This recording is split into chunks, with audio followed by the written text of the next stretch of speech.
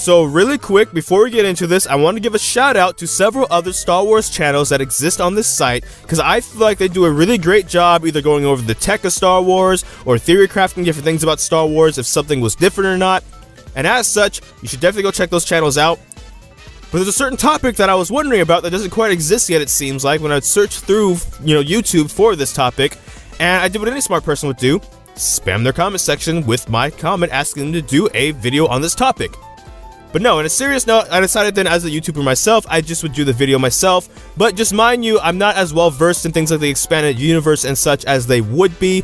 So really, just go check those channels out. I wanted to do this little bit of an intro to give an excuse to shout out those channels. If you're into Star Wars, really go look at their channels and watch their videos. They're great.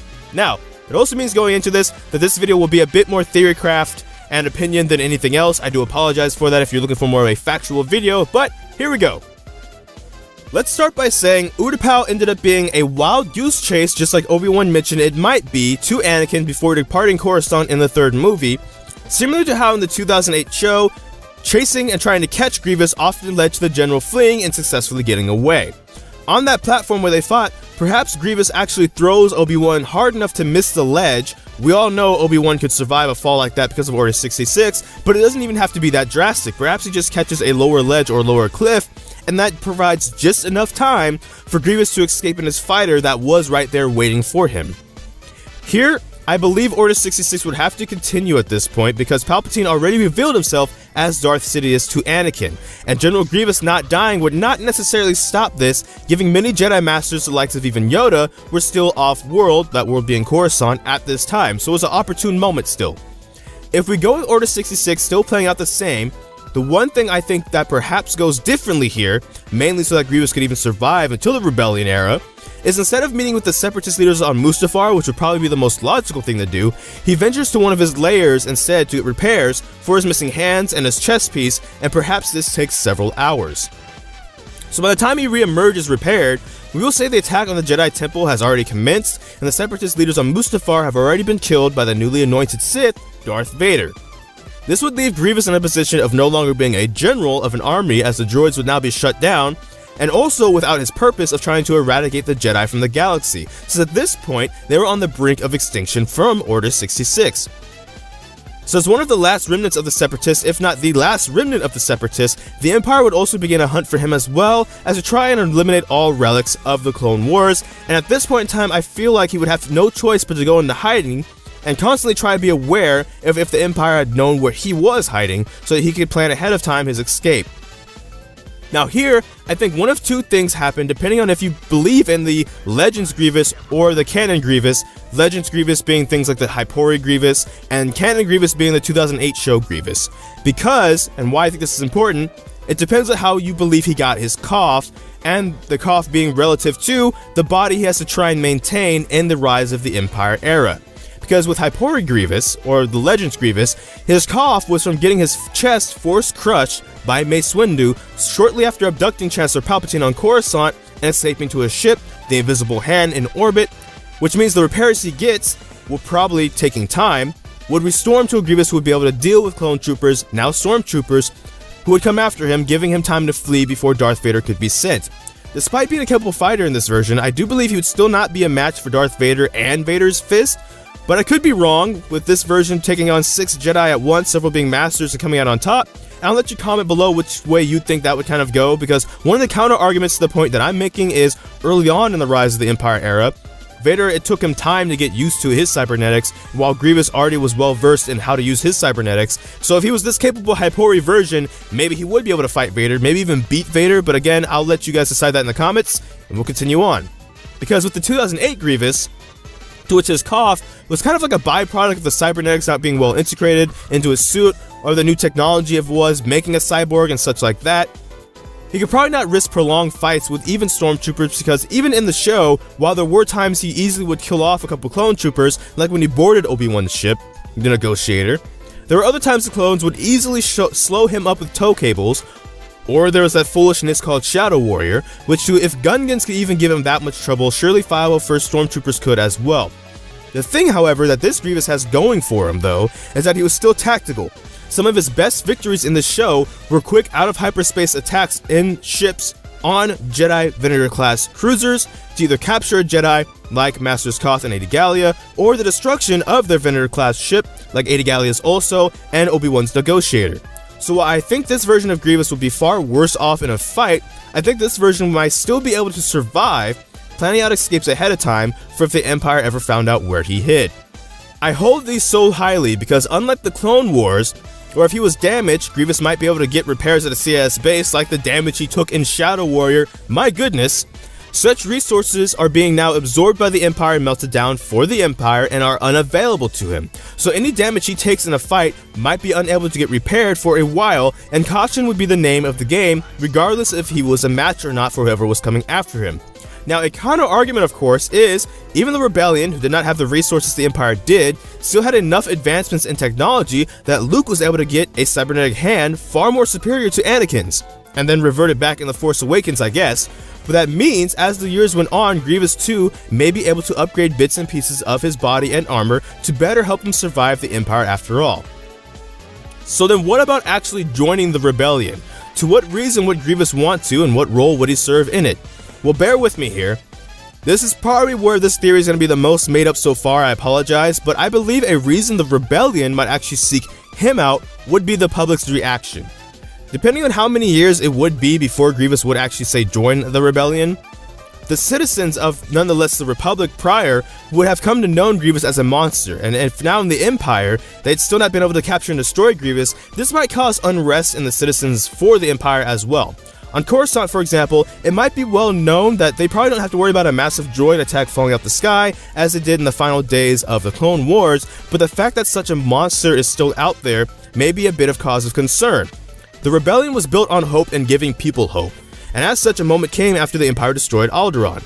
Rather than inflicting mass fear and despair onto the Rebellion, if anything, it rallied those too scared to fight the Empire before into fighting it, and by default, if the Rebellion and its followers were full of hope, then that means the citizens within the Empire were the ones instead full of despair. And at this point, what better way to lay it on even more than allying with the very monster some still fear in Grievous? Now, my reasoning for this line of thinking in particular is the Rebellion trying to figure out a way to fight the Empire without death and destruction, since their goal was to liberate the galaxy, not conquest and destroy it. To if possible incite unrest and force the Empire to maybe deal with riots and mass protests within their territories, though I ultimately do not think this would be a super impactful tactic overall, though of course maybe I'm wrong on this as well. As such, the suddenly unkillable monster that terrorized the Republic would be in a position to suddenly do the same thing again to the Empire, and that fear might be something the Rebellion might actually seek out Grievous for. Because I think an alliance between Grievous and the Rebellion would have to be a two-way street. Of course, that means then what about Grievous, and why would he then agree to join the Rebellion? I think it comes from his inability to simply return home to his home world, right? Because that would be one of the first places the Empire would have looked for him, so he could not have gone there. Without his cause of exterminating Jedi, Grievous would have to figure out what to do in a war in a galaxy that no longer really had a place for his existence, to which I believe one reason he might agree to join the Rebellion would be safer shelter from the Empire. A better way, and with better allies and better equipment, to both evade the Empire and maintain his body. Furthermore, it might come down to Grievous deciding that all he wants to do at this point then is return to his home world, and to do that the Empire first has to fall. An empire that was the Republic he fought for years prior, and an empire with an ambassador who had now betrayed and abandoned him. As for how Grievous might be used in the Rebellion depends on one of two things, I think. Legends, Hypori Grievous, and then canon the 2008 Grievous. Hypori Grievous was a tactical thinker, yes, and it was how he would get the upper hand on Jedi Masters even, but ultimately I think his abilities as a fighter would be more used in this version because of how effective he would be, and because he would be leading soldiers that for once he would not think were as incompetent as battle droids. With the exception of having to deal with Vader, facing the Empire's stormtroopers, with somewhat better troopers on his side, combined with the Fett clones being phased out on the Empire's side, means that this Grievous would probably be most effective on the front line or in battles, mass battles, that would involve in general that who could probably fight the way Grievous could. At least that version of Grievous could. 2008 Grievous is the opposite then. Able to fight, but probably more useful in what knowledge he could bring to the Rebellion as someone who knew how to successfully ambush and hit Republic Venator-class ships. While the destruction of a Venator-class warship in a war was not shocking to the masses, because they were in fact in a war, Venators did not get destroyed left and right, and usually could take on droid ships that outnumbered them. However, the idea of an Imperial Star Destroyer going down in a time of not war, and the shock it might have, might make such an idea worth the effort. Now yes, Imperial-class Star Destroyers would be a harder and different target to hit, but mind you, the Rebellion already knew how to disable and sometimes even capture Star Destroyers, so Grievous might just be making this a more efficient kind of operation. The symbol of the Empire was the Star Destroyer, after the Death Star at least, and news of these mighty ships thought unsinkable being successfully attacked might even bring more unrest and despair to feed Imperial territories. A mix of these two is also possible, as while no Jedi or Sith, Grievous' skills would be formidable for stormtroopers with Rebellion troops backing, and once Mon Calamari's Star Cruisers became a thing, Grievous might just be able to conduct the same kind of ambush and rush attacks in space on isolated Star Destroyers like he did Republic Vinators in the Clone Wars, to which the Rebellion would then probably most likely use them for intel recovery, boarding Star Destroyers, and seeking to get every bit of data from the computer banks as possible. One final note. News of Grievous joining the Rebellion might reach remnant tactical droids. As we saw in Rebels, it was possible for them to avoid the shutdown, and while their small pockets of forces would not be anything the Empire could not handle, the intelligence of the tactical droids and what they can bring might also be valuable in Rebellion hands, and they might come forth not to join the Rebellion, but to join Grievous. And as long as Grievous does not play risky with Vader, he might live to see the end of the Empire, where he could then return home after all, maybe even be rewarded for his efforts in the fight against the Empire, with a new Republic willing to come to the aid of his people should such an incident ever happen again that forced him to kind of hate the old Republic to begin with. Because the Empire that was the Republic he hated and the Jedi were gone. I'm going to go on a limb here and say, while he does not necessarily hate the idea of a Republic, but that specific one actually instead, that's now gone with the Empire's fall. The only real major change that might actually ever happen would be whatever technologies were required to maintain and even upgrade his body. Now yes, this was something a bit of a happy ending, I guess you could say, for Grievous if he joined the Rebellion. There were also a lot of other ways this could go, and I'll leave that to other channels to kind of do. As also more factually as well, as I mentioned in the beginning of this video, wasn't as canon or as polished as those channels will be. I'm going to link them in the description down below, as well as put them on the end of screen annotation card. Go check out those channels for better Star Wars content. But I really wanted to make this video because I've been kind of curious, mainly because of how Grievous was as a tactician. If he made it to the Rebellion, if he joined them, and was able to fight the Empire like he fought the Republic, would he be effective at all? Would he not be effective? What kind of would be the issue? And that's what we could talk about in the comment section down below.